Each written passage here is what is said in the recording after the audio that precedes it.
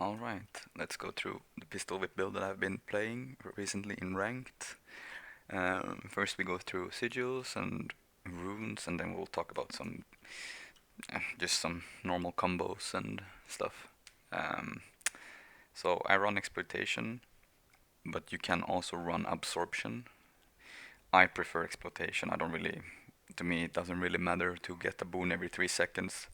Absorption prioritizes swiftness very high, and 99% of the classes have swiftness, and they pump out swiftness so often, so it's more or less very often that you will get swiftness if you use absorption, so I prefer to not run this.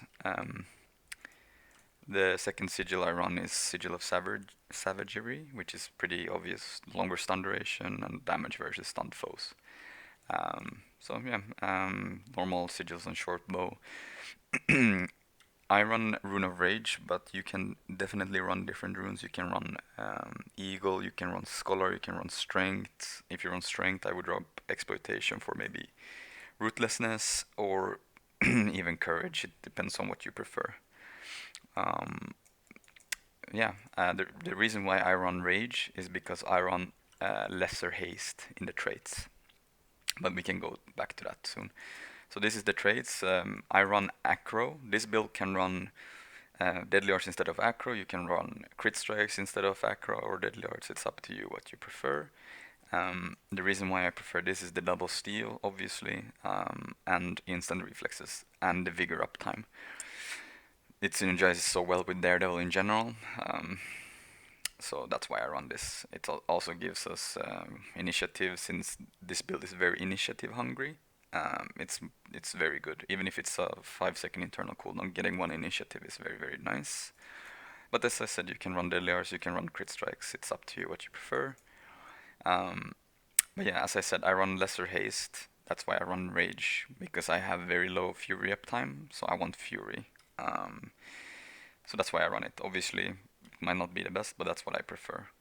And then yeah, the traits in Daredevil is pretty self-explained.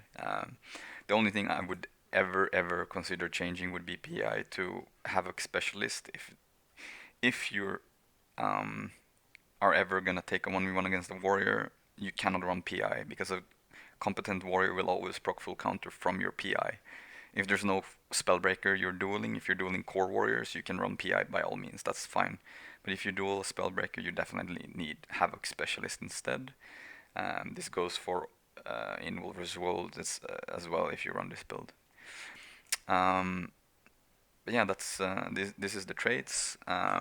These are the utilities I run. You can obviously drop roll for initiative for anything else, but as I've already mentioned before, this build is super heavy on initiative, since you will be more or less spamming pistol whip, and it's 5 initiative every single time, and sometimes you might even throw in a headshot. So as I said, it's very heavy on the initiative. So just spamming 2-3 pistol whips means that you might be initiative starved, and then you might die. Since this weapon's defensive is basically dishing out damage at the same time as you are actually evading damage because of pistol whip. So yeah, some combos. As you can see, pistol whip is a stun and a damage afterwards. So you can obviously stow this part here, the cast. When that one lands, you're stunning what you're pistol whipping basically. So this is the stun, and then after that, if you continue, is the actual pistol whip, and that's the actual evade portion. This itself is not an evade. It's first when you actually start the pistol whip. This is the evade frame. So you can obviously, if you know that some damage is incoming, you can obviously start casting pistol whip and you're evading.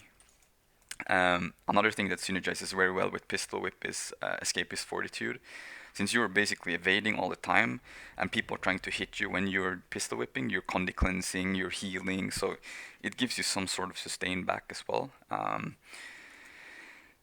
You can use movement skills while you're casting pistol whip, so you're not stuck on place. You can use it in combination with steel. You can use it in combination with shadow step. So if we sometimes it's very unexpected for the opponent. They're like, okay, he's pistol whipping, and especially since people don't. Now we have only 600 range in the steel, but you can obviously shadow step. So if we're casting this, we can shadow step into it, and you obviously want to do it as late as possible for the portion to stun, because if you teleport too fast, like if I do this, then the opponent might dodge or something, or use a defensive cooldown. So you want to time it in very good. You can obviously stow the like if you see that an opponent, oh, he's dodging, or you're about to miss, you can obviously stow it. Same goes for, you can also stow the actual pistol whip in the middle of everything. Let's say you see a warrior casting full counter, and you're like, oh, okay, I stole the part of pistol whip.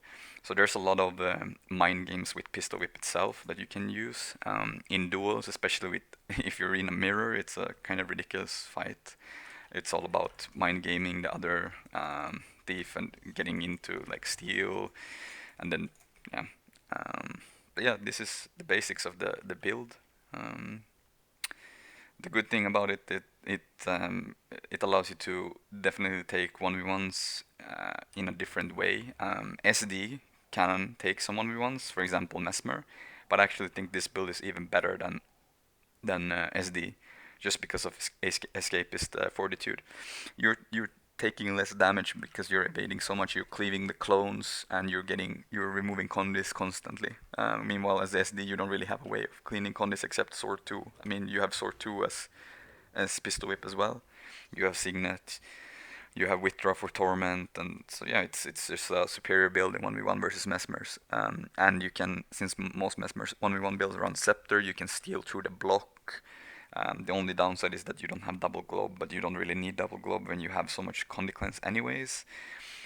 If they ever land a massive condi burst on you, you can just signet it away, or you can shadow step, obviously. So there's very few times a mesmer can pressure you in this build. I also prefer, I do take some 1v1s against warriors. I even 1v1 against fire weavers, since their main damage source is fire, and since you're constantly evading, you will always kind of cleanse it. So yeah, this build allows me to play as a normal thief build. I can +1, I can 1v1, I can team fight.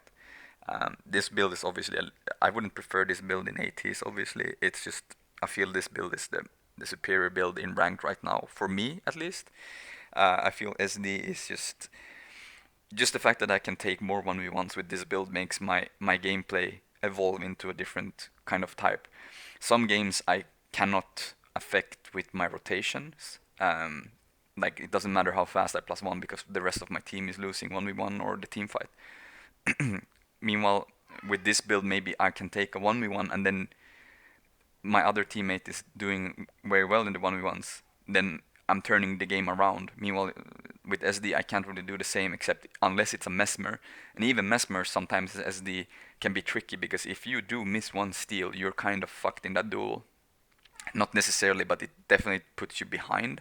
This build allows you to constantly contest the node as well against a mesmer. Meanwhile, SD, you have to kite constantly. So yeah, this is the build, and if you guys have any questions, feel free. As I said, there's many variations of this build, so feel free to play whatever you feel like.